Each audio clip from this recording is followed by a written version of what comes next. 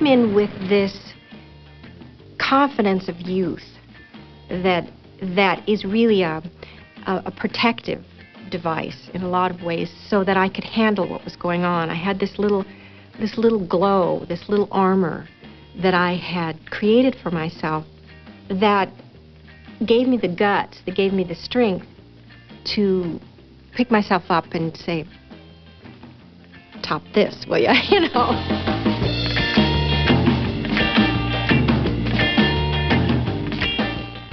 Gidget was my first job. I had no agent. It was really one of those stories that people hear about and think, oh, they'll come and stand on the corner of Hollywood and Vine and let it happen to them. But it really was a long history before that of acting for me, and that's what's important. It was also important that it wasn't professional.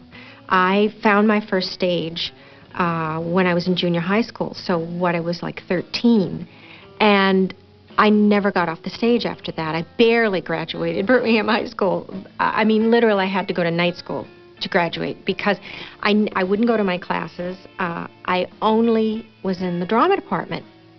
I grew up in a real working class show business family. My stepfather was Jock Mahoney, who was a very famous stunt man. He was an actor, but he was really a better stunt man, and quite a remarkable stunt man at that.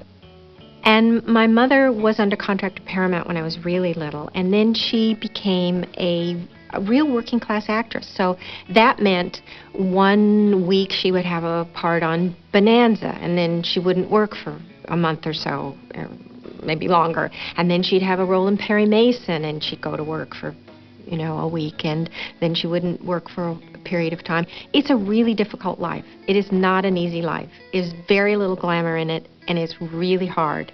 And that's the show business family that I grew up in.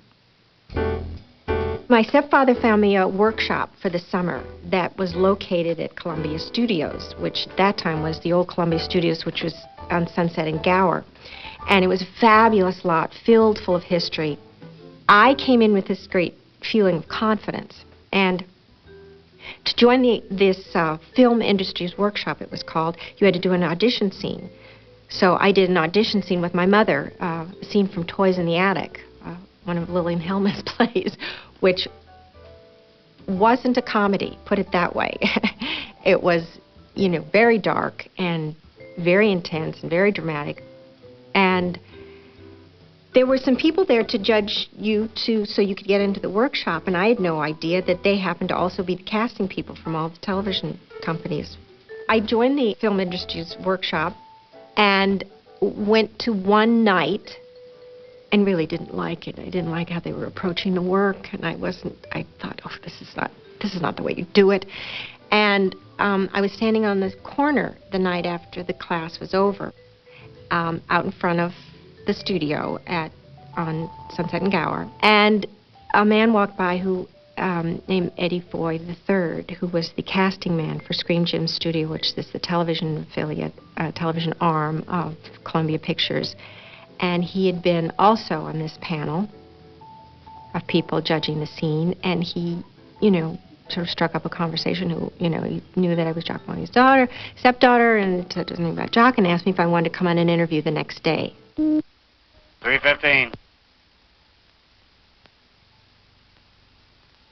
When I go to the beach, if I go with girls, and I don't know any boys there, the girls don't go in the water, because they'll fizz up their hair or something, And so I have to go in by myself, and that's not any fun, because, you can't tell anybody what you just caught. If you just caught the wave, you got killed or something, so you talk to yourself, and that's not interesting. So, unless there's boys there, or my boyfriend,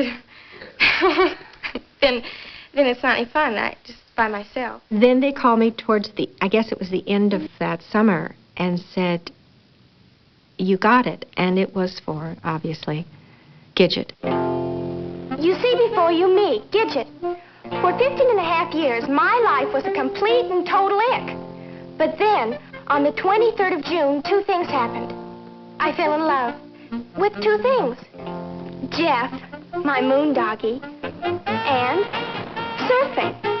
The first time I became aware of Gidget was in this wonderful movie, I thought, that Sandra Dee was Gidget. And I thought she was wonderful. And it was a few years before I actually became my own version of Gidget. And when I saw it, oh man, I thought it was so good and very romantic to me, the whole notion of that character. I think what they turned the series into was different than the film. I mean, the series turned out to be a relationship between a father and a daughter, and that was really a wonderful time for me to explore something that I didn't really feel that I had ever had. It wasn't really close like that with either of my fathers for various reasons. And so Don Porter kind of became that for me. I'm deeply sorry. You're right, I should have called. Well, it doesn't matter now, Daddy. Just as long as you're okay and safe and healthy and alive. And stay that way. Oh, Daddy, please don't ever let anything happen to you. He was just wonderful with me. He really took care of me. First of all, he respected me, and he didn't treat me like, who are you, you newcomer? But more than that, he was such a loving, gentle, sweet, caring man that when he would see people come at me in some hurtful way, he would protect me. For instance, we would have read-throughs. We'd sit at the table and read through what was coming up. And I was terrified of that because I felt I was not a good cold reader, and I just was really frightened. I would come to a word I couldn't say. And many times that would happen. And many times it would happen because I got so nervous. I remember some of the words that hung me up, with simple ones that I didn't know what they meant at the time. But it so profoundly left an effect on me. I remember what words they were: mundane, symbiotic, and I would stumble over them and say them the wrong way, and everybody would laugh. And everybody would laugh because it was charming, I guess. But it wasn't funny to me. It was hurtful and humiliating. And so Don would sit next to me after a while, and when he would sense a word coming, he'd say it. He'd say it before I had to say it.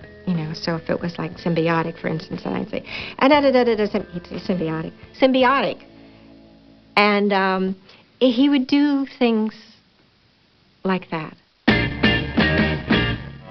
Frances? Oh, hello, Daddy. Francie, you're plotting. I am what?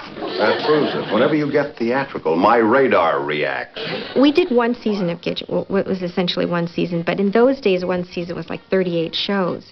Now one season is 13 or something, and it was a long span of work there. We did not shoot 3 camera, obviously. We shot, regular, whatever you call it, 1 camera. I have a very important day tomorrow. What are you doing? Going to the beach.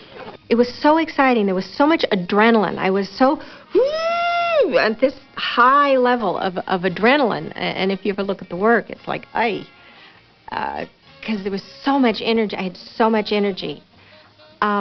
It was hard to ever sit down. And I remember that the feeling after every day's work was just how much my feet hurt. Party? When is it? Who's invited? How